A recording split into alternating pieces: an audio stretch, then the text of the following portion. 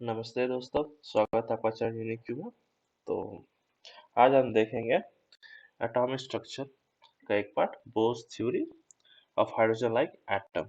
Okay, तो bourse theory में basically कुछ पोस्टुलेट्स हैं जो आपको मालूम होना चाहिए। ये एज एमएसक्यू में क्वेश्चन दे सकता है, मल्टीपल सेट को ऑप्शन में। तो पहला पोस्टुलेट क्या कहता है? Atom consist of positive charge nucleus responsible for entire mass. तो ये हमारा न्यूक्लियस है जो बेसिकली सारा मास कॉन्सेंट्रेटेड है, और ये मास न्यूट्रॉन और प्रोटॉन की वजह से होता है। The next postulate है electron revolve around the nucleus in a certain permitted orbit of a definite radii। ठीक है, अब ये न्यूक्लियस पे एक फिर ऑर्बिट होता है हमारा। तो ऑर्बिट हमारा, इस ऑर्बिट का डिस्टेंस कितना होता है? r। ठीक है, और डेफिनेट रेडियस कहा है? ये फिक्स्ड रेडियस होता है, और इसी में इलेक्ट्रॉन रिवॉल्व करता है। इलेक्ट्रॉन इसी में रिवॉल्व करता है। This is the second postulate, और ये सर्कुलर ऑर्बिट होता है। थर्ड पोस्टुलेट कहता है कि ये जो परमिटेड ऑर्बिट है, ठीक है, इस ऑर्बिट का जो एंगुलर मोमेंटम होता है वो इंटीग्रल मल्टीपल होता है h2 पाई के। ठीक है, तो इसका मतलब ये है वो ऑर्बिट पॉसिबल है जिसका एंगुलर मोमेंटम इंटीग्रल मल्टीपल है h/2 पे। तो एंगुलर मोमेंटम का फॉर्मूला क्या होता है? mvr, और ये इंटीग्रल मल्टीपल किसका होना चाहिए? h/2 pi, where h is a Planck constant। ठीक है, वही परमिटेड वैल्यू ऑर्बिट होगी। तो बेसिकली ये क्या करता है, और n क्या है? 1 2 3, और n basically principal quantum number है जो हमने प्रीवियस लेक्चर में देखा था।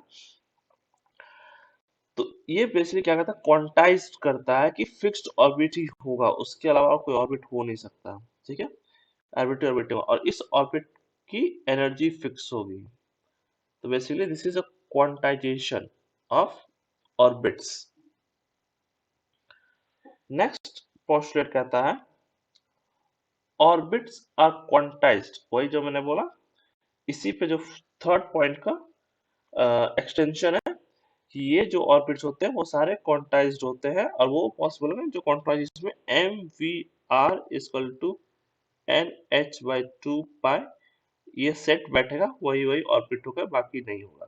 मतलब यहाँ 1 पुट किया तो h/2 पाई, फिर 2 पुट किया 2h/2 पाई, तो सो एंड सो फोर्थ, वो सब ऑर्बिट्स अलाउड होंगे ना। जब इलेक्ट्रॉन रिवॉल्व करता अराउंड, फिफ्थ पॉइंट, जब इलेक्ट्रॉन रिवॉल्व करता अराउंड द न्यूक्लियस तो एनर्जी रेडिएट नहीं करते हैं। ठीक है, लास्ट द सिक्स्थ पॉइंट, अब energy radiated when electron jumps from higher to lower orbit. मान लीजिए दो लेवल है एनर्जी के। ठीक है, ये वाला, इसका एनर्जी मान लीजिए E1 है, इसका एनर्जी मान लीजिए E2 है। नौ इलेक्ट्रॉन यहाँ है। ठीक है, तो इलेक्ट्रॉन यहाँ से जब जंप करके यहाँ आएगा इसमें, ओके, तो इसलिए ये क्या करेगा? रेडिएट करेगा एनर्जी, और वो एनर्जी किसके बराबर होगा?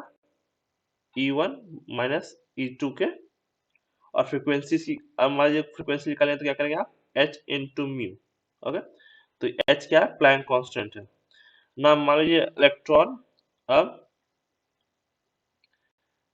यहाँ पर है, और यहाँ से इसको यहाँ जाना है, तो व्हाट विल डू?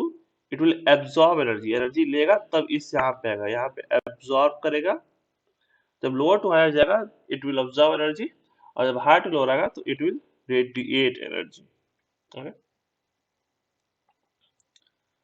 ठीक है, तो ये basically E equal to h, वो फॉर्मूला है फ्रीक्वेंसी निकालने का, इलेक्ट्रॉन किस फ्रीक्वेंसी से एनर्जी रेडिएट कर रहा है ना। अब इसमें कुछ डेरिवेशन होता है based on postulate of Bose theory. तो ये एक इलेक्ट्रॉन है, न्यूक्लियस है, उसके अराउंड इलेक्ट्रॉन रिवॉल्व कर रहा है। डिस्टेंस कितना है न्यूक्लियस और इलेक्ट्रॉन का? r है, और इलेक्ट्रॉन की वेलोसिटी किस वेलोसिटी से रिवॉल्व कर रहा है? v वेलोसिटी से। तो चार्ज ऑफ द न्यूक्लियस क्या हो जाएगा? z क्या है? एटॉमिक नंबर, और e क्या है? Charge of the proton. Okay, तो z atomic number, charge Ze हो गया, Ze। अब इलेक्ट्रोस्टैटिक फोर्स ऑफ अट्रैक्शन क्या होगा? अब न्यूक्लियस इलेक्ट्रॉन दोनों चार्ज पर नेगेटिव और पॉजिटिव है, तो ये अपने आप को अट्रैक्ट करेंगे। तो जो फॉर्मूला होता है 1/4 pi epsilon naught z e square by r square, इसका भी इसका जेड ही है चार्ज और इसका क्या है ई। तो फिजिक्स में हम पढ़ते हैं हमारे Q1 है Q2 है, तो फोर्स ऑफ अट्रैक्शन क्या होगा 1/4 एप्सिलॉन नॉट, ठीक है। इसको कभी कभार के भी बोलते हैं 1/4 Z Q1 into Q2 bye उनका जो डिस्टेंस था होल स्क्वायर, ठीक है। ये फोर्स ऑफ अट्रैक्शन फिजिक्स में पढ़ते हैं। तो वही से फॉर्मूला जो हमारे सिस्टम में था वो पुट कर दिया हमने, चार्जेस की था Z E into E, that will become E square, और डिस्टेंस कितना इन दोनों में से आर। तो that is the formula for force electrostatic force of attraction between nucleus and electron. ये हमारा इक्वेशन 1 है ना। अब इलेक्ट्रॉन रिवॉल्व कर रहा है अराउंड द न्यूक्लियस, तो सर्कुलर मोशन फिजिक्स में पढ़ते हैं, तो एक फॉर्मूला आता है Fc इक्वल टू mv²/r। ये बेसिकली सेंट्रीपिटल फोर्स का होता है। इलेक्ट्रॉन कोई भी बॉडी मोशन में है, सर्कुलर मोशन में, तो उसका फॉर्मूला होता है mv²/r। तो इलेक्ट्रॉन पे ये ही दो फोर्सेस लग रहे हैं, तो ये दो फोर्सेस को हम बेसिकली इक्वल करेंगे। तो इक्वल करेंगे हम, तो हमें क्या मिलेगा, तो ये हमारा इलेक्ट्रोस्टैटिक फोर्स, ये हमारा सेंट्रीपिटल फोर्स, तो आर आर कट गया, तो हमारा एम बी स्क्वायर क्या आया 1/4 epsilon z e square by r ना। अब आपको याद होगा फोर्स पोस्टुलेट हमने जो क्वांटाइजेशन ऑफ ऑर्बिट्स पढ़ा था, तो उसमें हमने बोला था कि एंगुलर मोमेंटम क्वांटाइज होता है जो N H by two pi के इंटीग्रल होता है, मल्टीपल इंटीग्रल होता है, M V R two N H by two pi. तो हम यहाँ से वी निकालेंगे, वी क्या हो जाएगा हमारा एम वी, ये इधर चला जाएगा, तो n H by two pi r. अब देखिए ये वी की वैल्यू हम 2 में डालेंगे, यहाँ v में डालेंगे, तो वहां से हमें v ये यहाँ पुट किया हमने, तो सेम फिर कैलकुलेशंस पुट करने के बाद हमारे पास क्या आया r की वैल्यू, हमारे पास r की वैल्यू जो आई वही आई epsilon naught N square H square pi Z M ई स्क्वायर ना। आप देखिए यहाँ एप्सिलॉन नॉट कांस्टेंट है, पाई कांस्टेंट है, m कांस्टेंट है। m क्या है मास ऑफ द इलेक्ट्रॉन, तो मास इलेक्ट्रॉन कितना था 9.1 इंटू 10⁻31 kg, ठीक है। इलेक्ट्रो ई क्या है बेसिकली चार्ज है, ठीक है। वन क्या था 1.6 इंटू 10⁻19 कूलम, ठीक है, charge of the electron. H इसका क्या है प्लैंक कांस्टेंट है, वो भी कांस्टेंट है। तो मैं सब कुछ कांस्टेंट है, और जब इसकी वैल्यू पुट करते हैं तो हमें क्या मिलेगा आर एन, मीन किस ऑर्बिट का निकाल रहे हैं, एन क्या है हमारा, तो r n 0.529 n square by z, z की एटॉमिक नंबर है एंगस्ट्रॉम। तो ये बेसिकली क्या हमारा रेडियस का फॉर्मूला है। और यहाँ से हमारा एक, तो अगर मान लीजिए फर्स्ट ऑर्बिटल निकालेंगे हाइड्रोजन का, तो जेड हाइड्रोजन आइटम के लिए क्या आ जाएगा 1, और एन की वैल्यू क्या आ जाएगी फर्स्ट ऑर्बिट के लिए 1, तो आर वन क्या आएगा हमारा 0.529 एंगस्ट्रॉम, ठीक है। इसको बेसिकली हम ए नॉट भी बोलते हैं, और इसको बोलते हैं Bohr's radius, okay, Bohr's radius, okay. First orbit of hydrogen is called Bohr's radius, जिसकी वैल्यू कहते हैं 0.529 एंगस्ट्रॉम। ओके, अब यहाँ एक बात देखने वाली है कि अगर हम देखते हैं तो यहाँ पर r किसके प्रोपोर्शनल है, n स्क्वायर और z के। जैसे जैसे n स्क्वायर बढ़ेगा क्या होगा, r की वैल्यू बढ़ती जाएगी, मीन्स ऑर्बिट दूर जाता जाएगा, और जैसे z की वैल्यू बढ़ेगी मतलब एटॉमिक नंबर बढ़ेगा, तो r की वैल्यू ये r क्लोजर टू न्यूक्लियस आता जाएगा। क्यों, क्योंकि z, अगर z क्या है एटॉमिक नंबर है, atomic means number of protons बढ़ेंगे, तो नंबर ऑफ प्रोटॉन्स बढ़ेंगे दैट मींस जो इलेक्ट्रॉन को अपने तरफ अधिक खींच के रखेगा, इसलिए फर्स्ट ऑर्बिट सामने आते रहता है, ठीक है, ये आप याद रखिएगा।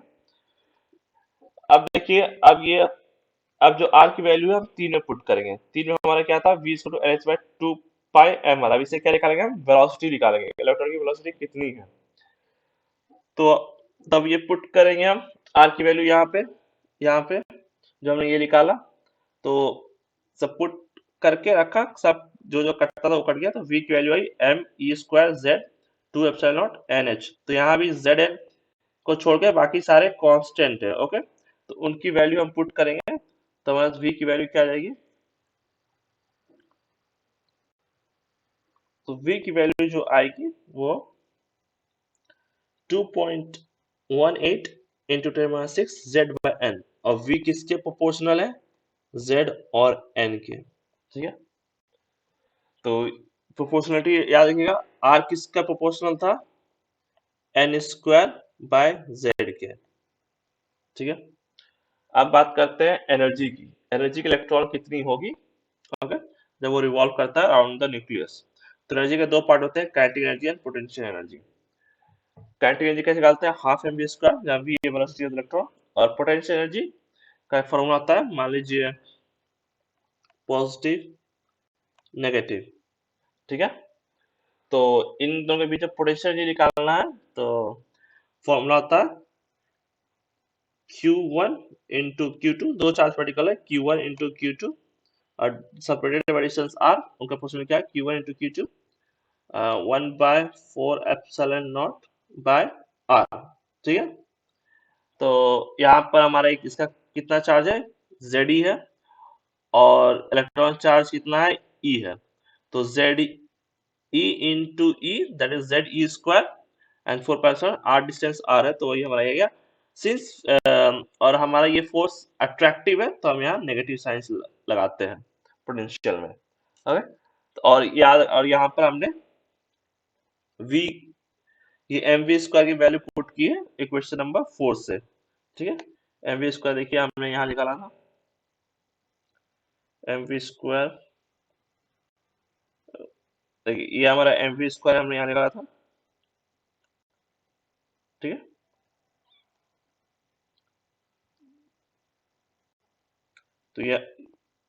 तो ये हमारा mv स्क्वायर का फॉर्मूला, जो mv स्क्वायर आया था, वो हम पुट करेंगे वहां पे। ओके,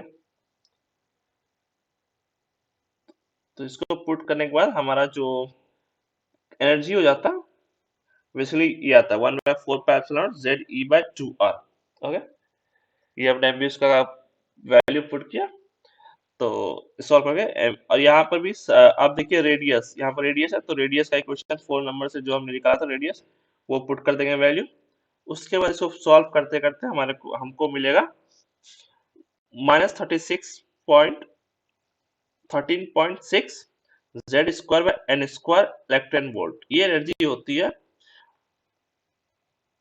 हाइड्रोजन लाइक एटम में। ठीक है, मान लीजिए यहाँ पर जेड की, हाइड्रोजन के लिए जेड की वैल्यू क्या होगा? टर्म नंबर 1, और एन, एन बोले तो फर्स्ट ऑर्बिट का वैल्यू पुट करेंगे, तो क्या आएगा? फर्स्ट ऑर्बिट, तो फर्स्ट ऑर्बिट की एनर्जी क्या आएगी इलेक्ट्रॉन के लिए? -13.6 इलेक्ट्रॉन वोल्ट, ये होगी। उसी तरह करस्पॉन्डिंग आप पुट करोगे एटॉमिक नंबर और एन की वैल्यू, तो आपको एनर्जी आएगी। अब देखिए ये किससे प्रोपोर्शनल है? ये किससे प्रोपोर्शनल है?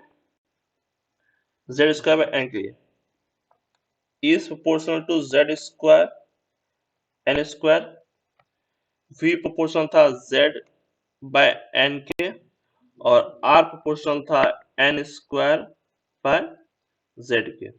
तो ये रिलेशन आपको याद होना चाहिए। ठीक है, कई मैच द फॉलोइंग दे सकता है, कौन किससे कैसे प्रोपोर्शनल है। तो बोस थ्योरी में इतना ही एटॉमिक स्ट्रक्चर में।